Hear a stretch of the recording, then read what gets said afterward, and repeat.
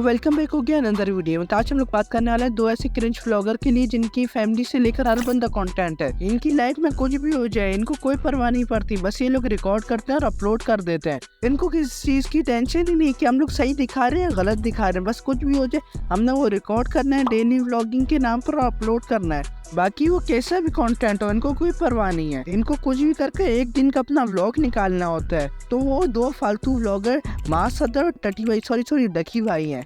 इस वीडियो का डिस्क्लेमर यही कि कोई हेट वाला सीन नहीं है, बस तुम लोगों ने इस वीडियो को मजे में लेना है। और इस वीडियो में कुछ सच्चाई की बातें भी हुई हैं, तुम लोगों ने वो दिल पर नहीं लेना, बस तुम लोग इस वीडियो को एंजॉय कर देखो।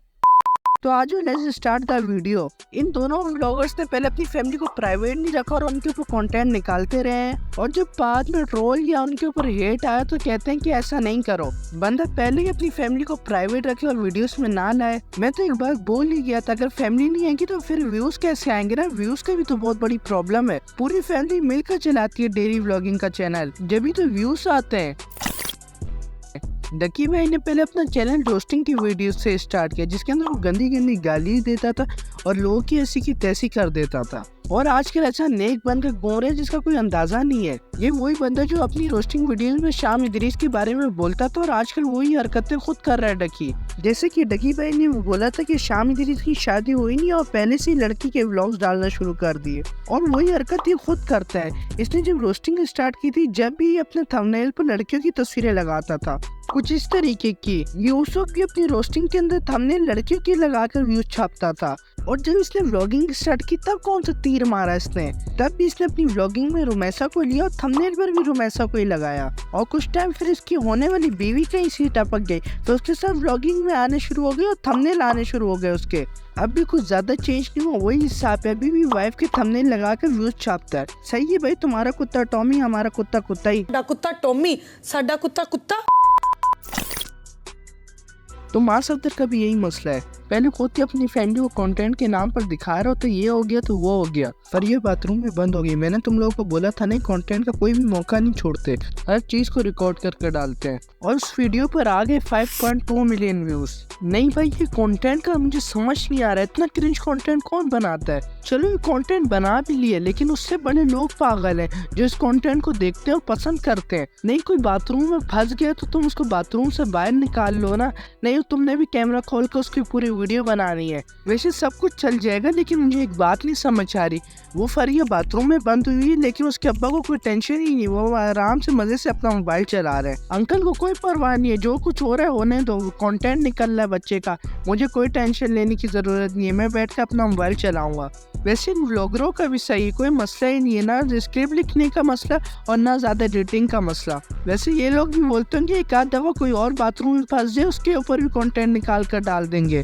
ये लाजमी थोड़ी है कि किसी भी कंटेंट के लिए, किसी भी व्लॉगिंग के लिए आप फैमिली को दिखाना लाजमी है। इधर और भी जैसे व्लॉगर्स हैं, लेकिन वो फैमिलीज को नहीं दिखाते, जैसे कि मुस्तफ़ा हनीफ भी एक पाकिस्तानी व्लॉगर है, लेकिन इसने कभी भी अपनी फैमिली को शो नहीं करवाया यूट्यूब पर कंटेंट के नाम पर। और इनकी व्लॉगिंग का एक अलग की लेवल है। और ये फैमिली वाली बात खाली मैं नहीं कह रहा, बहुत से दूसरे लोग भी बोल रहे हैं। कहानी चले सेम ही है।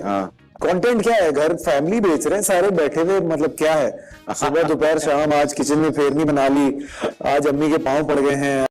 एक और बात मुझे नहीं समझ आती कि इस मास के पास कोई और चीज टैग करने के लिए नहीं है जो हर ब्लॉग में सबा को टैग कर रहा होता है। तो तुम कोई सा भी ब्लॉग निकाल कर देख लो और नीचे देख लो सबा को टैग किया होगा।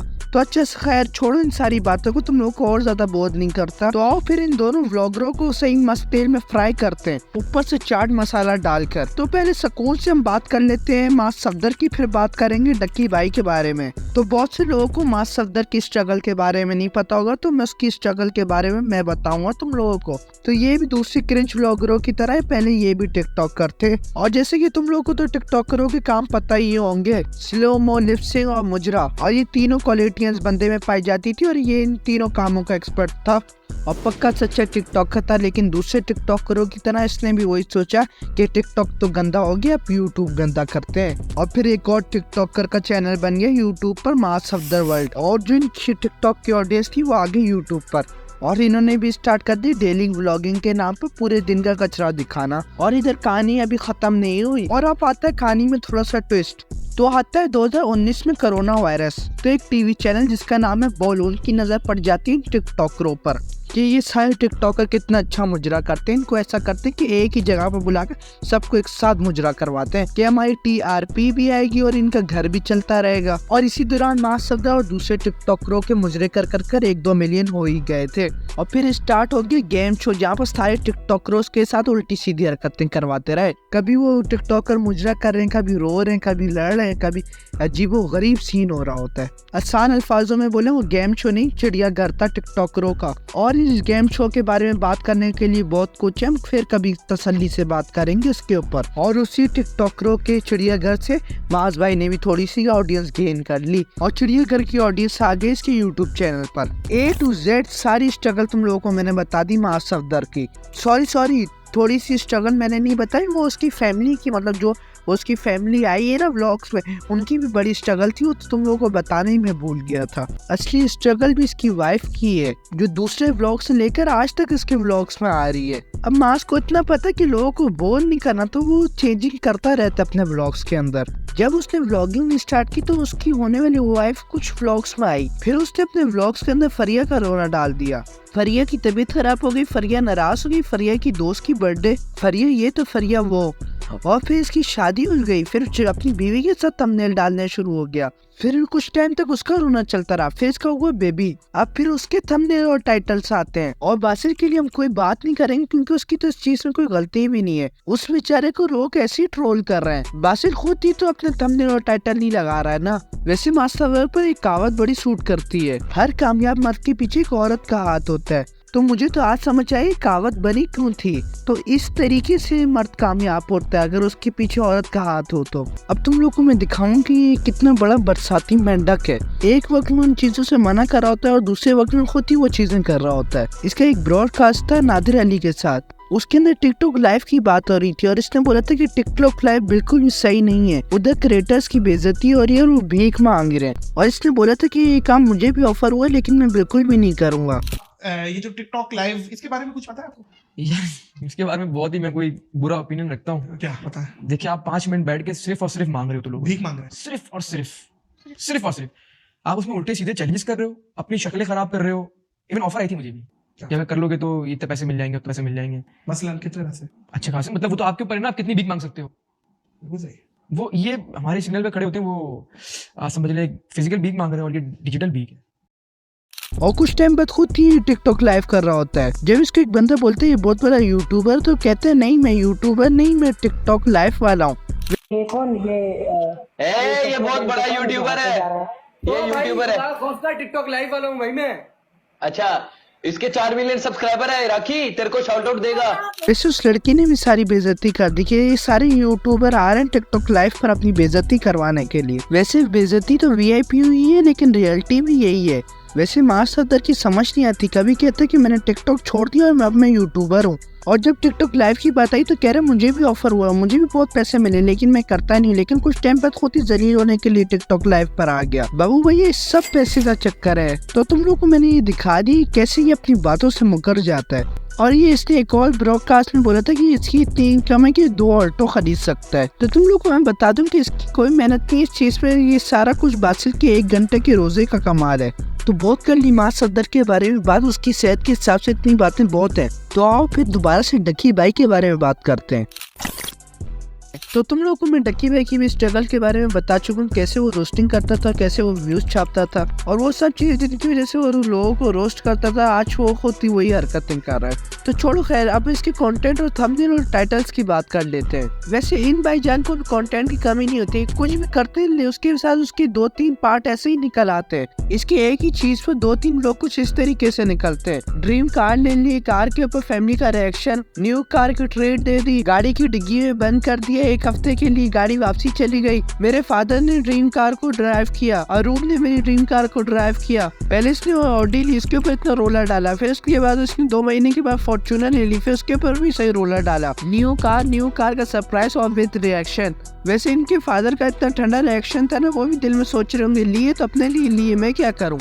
ये क्या कर दिया, बॉडी शेव। भाई तुझे अगर बॉडी शेव करनी हो तो करना, लोगों को क्यों दिखा रहा है। और लोगों के अंदर पता नहीं कौन सा सुलेमानी कीड़ा के लोगों को डक्की भाई को शेव करते हुए भी देखना है। और इस वीडियो पर आए 2.1 मिलियन व्यूज, और जिसने भी ये वीडियो देखी ना, सच में उसके अंदर नूरानी कीड़ा है ही है। इसका एक और टाइटल था, मेरे फैन ने मेरी चुम्मी ले ली।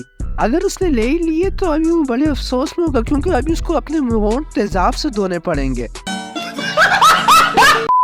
तो इसके टाइटल्स और थंबनेल्स के ऊपर लगाते हैं फुल स्टॉप, और आप बात कर लेते हैं इसके 6 मिलियन के रोले के ऊपर, जिसके ऊपर इसने बोला था अगर मेरे 6 मिलियन हुए तो मैं अपनी टिंट भी करवाऊंगा और पूरी शेप भी करवाऊंगा। और 6 मिलियन होने के बाद कुछ टाइम बाद उन्होंने अपनी टिंट और शेप करवाई ली। कुछ लोगों को लगता था कि टटी भाई इस दफा भी टोपी करवा देंगे या बात को घुमा देंगे, मगर टटी भाई तो अपनी बात पे पूरे तरह टेंट और शेव करवाई ली और उबले हुए अंडे बन ही गए। उन्होंने अपनी बात कर तो दी, लेकिन दूसरी तरफ बहुत से मसले हो गए, तो हम लोग उसी मसलों पर बात करते हैं। तो पहला मसला, डक्की बाइक ने अपनी टेंट करवाने के बाद डक्की बाइक की एक लड़की फैन निकली, उसने बोला मैं भी अब टेंट करवाऊंगी, और डक्की बाइक की लड़की फैन ने भी टेंट करवा ली। टेंट इस वजह से नहीं करवाई कि वो डक्की बाइक की फैन थी, बल्कि उसने टेंट इस वजह से करवाई ताकि फेम हासिल हो। और दूसरी तरफ वकास भाई सॉरी कार जक्का ने भी डक्की भाई के बारे में बात करी। उन्होंने भी यही बोला कि ये सारा कसूर आवाम के, इसके अंदर कंटेंट क्रिएटरों का कोई कसूर नहीं है। इस बंदे का कसूर नहीं है, मैं आपको बताऊं। आज अगर ये इतने व्यूज उसको मिल रहे हैं और इतने उसके चाहने वाले हैं, उससे एंटरटेनमेंट ले रहे हैं, ठीक है, तो ये चीज क्या दिखाती है कि कंटेंट क्रिएटर का कसूर नहीं है हमारे मुल्क के अंदर क्या ट्रेंड कर रहा है। मतलब ये ट्रेंड करने वाली चीज है कि अगर उसने ट्रेंड करा ली है तो ये ट्रेंड है, ठीक है। इससे पता क्या हो रहा है, ये कंटेंट क्रिएटर्स का कसूर नहीं, ये आवाम का कसूर है। इंतहाई अंदर से कंटेंट क्रिएटर नहीं, ये आवाम और इनका टेस्ट इंतहाई बगैरतों वाला, इंतहाई कंजरों वाला है, और ये हमेशा आवाम बकचोदियां ही आगे प्रमोट करेगी। तो आइंदा के लिए हमसे भी एक्सपेक्ट मत करो कि हम आर्टिफिशियल इंटेलिजेंस, टेलीपोर्टेशन के ऊपर या कोई ऐसा कंटेंट बनाने का दिल करता है। हम भी कहेंगे बकचोदियां करो भाई, आने वाली नस्ल भी कहेगी बकचोदियां करो, तफरियां करो। तुम्हें कचरा, गंदगी और चुतियापा देखने का शौक है, और तुम्हें चुतियापा ही पसंद आएगा। तुम दुनिया में ढूंढ ढूंढ के चुतियापा देखोगे, और ऐसा चुतियापे का टेस्ट है तुम्हारा कि तुम्हारी कोशिश पता क्या होगी, तुम कोशिश ये करोगे कि अगे भाई जो हमने कंटेंट देखा ना, अब इसको गालियां भी दे रहे होगे, इसका मजाक भी उड़ाओगे, मीम्स भी बनाओगे। तो बेसिकली तुम मीम नेशन हो, और मीम नेशन का खुद भी मजाक बनता है, खुद भी मजाक बनाते रहते हैं, और सारी दुनिया भी मजाक बनाती है। अब इस चीज का फैसला मैं तुम लोगों के ऊपर छोड़ता हूँ। तुम लोग मुझे कमेंट में बताओ कौन सही है और कौन गलत है। तो बहुत कर ली डक्की भाई के बारे में बात, और डक्की भाई के टॉपिक को लगाओ फुल स्टॉप। तो वीडियो लेट आ रही है, उसके लिए मैं दोबारा से तुम लोगों से दिल से सॉरी करना चाहता हूँ। बस तुम लोगों ने इस वीडियो पर भी इतना ही प्यार दिखा रहे हैं जितना पिछली वीडियो पर दिखाया था। और ऐसा हो सकता है कि ये हैप्पी न्यू ईयर वाले दिन वीडियो आ रही हो या हैप्पी न्यू ईयर से एक दिन पहले वीडियो आ रही हो, मगर दोनों हालतों में तुम लोग को हैप्पी न्यू ईयर एडवांस में। तो अगर तुम लोग चाहते हो कि डक्की भाई के ऊपर पार्ट 2 है तो तुम लोग कमेंट कर सकते हो, या कोई और यूट्यूबर में बात करनी है तो तुम लोग उसका भी कमेंट कर सकते हो। तुम्हारा भाई तुम्हारी बात सुनेगा और उसी पर ही वीडियो आएगी। और अगर तुम लोग को ये वीडियो पसंद आई है तो लाइक और सब्सक्राइब कर दो। अगर नहीं भी पसंद आई तो तुम्हारे बाप का क्या जा रहा है, इस वीडियो को लाइक और चैनल को सब्सक्राइब कर जाना।